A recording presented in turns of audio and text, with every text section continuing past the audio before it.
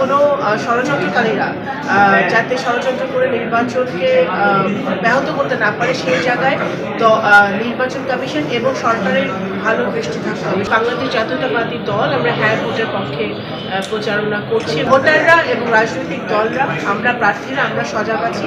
আমরা কোনোভাবেই চাই না যে আগামী যে ফ্রি অ্যান্ড ফেয়ার নির্বাচনটা হবে সেই নির্বাচনটা কোনোভাবে ব্যাহত হোক। আজকে আমাদের আসলে 12 ফেব্রুয়ারি নির্বাচনে আজকে প্রথম বরাদ্দ হলো।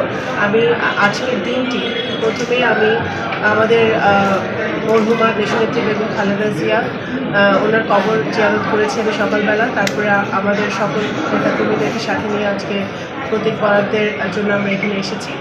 আমার এলাকা, নির্বাচনী এলাকার নগরকান্দা সালতার পরিবেশ এখন পর্যন্ত শান্ত আছে, স্বাভাবিক আছে।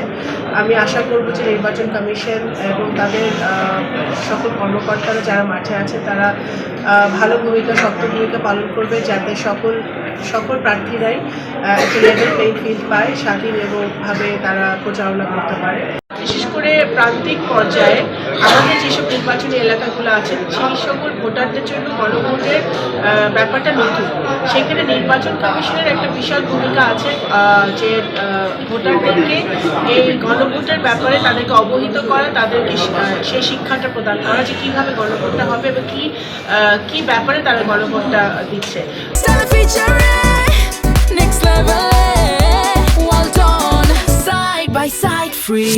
তো আমাদের বাংলাদেশ জাতীয়তাবাদী দলের প্রার্থীরা আমরা আমাদের পক্ষ থেকে অবশ্যই ভোটারদেরকে অবহিত করছি এবং আরও করবো।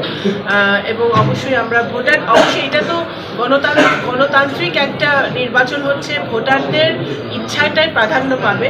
তবে অবশ্যই বাংলাদেশ জাতীয়তাবাদী দল আমরা হ্যাঁ ভোটের পক্ষে প্রচারণা করছি এবং করব। আমরা সকলেই আইনের শাসনে বিশ্বাসী।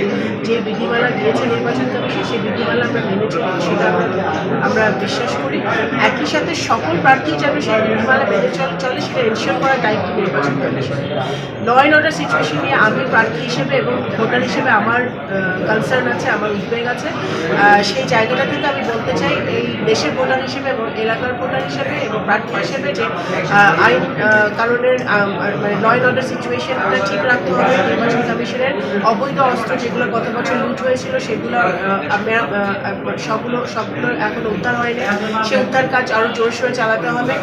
কোনো ষড়যন্ত্রকারীরা যাতে ষড়যন্ত্র করে নির্বাচনকে ব্যাহত করতে না পারে সেই জায়গায় নির্বাচন কমিশন এবং সরকারের ভালো দৃষ্টি থাকতে হবে, শক্ত দৃষ্টি থাকতে হবে। ভোটাররা এবং রাজনৈতিক দলরা, আমরা প্রার্থীরা, আমরা সজাগ আছি। আমরা কোনোভাবেই চাই না যে আগামী যে ফ্রি অ্যান্ড ফেয়ার নির্বাচনটা হবে সেই নির্বাচনটা কোনোভাবে ব্যাহত হোক এবং বিনষ্ট হোক।